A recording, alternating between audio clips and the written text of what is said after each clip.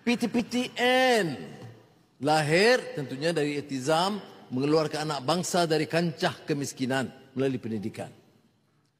Sukacita saya umumkan, mulai tahun 2026, bagi keluarga miskin iaitu pendapatan isi rumah kurang dari RM2,705, kerajaan memberikan pendidikan percuma PTPTN.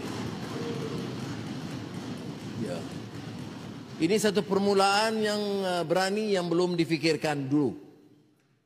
Tan Sri Yang Bertuah, kita harap ini dapat ditingkatkan mengikut keupayaan keuangan negara berikutnya.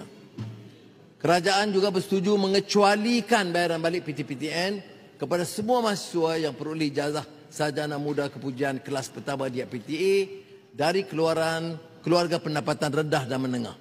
Ini memanfaatkan sekitar 6,000 peminjam.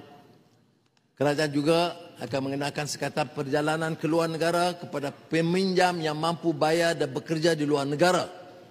Ada yang bekerja di luar negara yang pendapatan tinggi tapi culas membuat bayaran balik.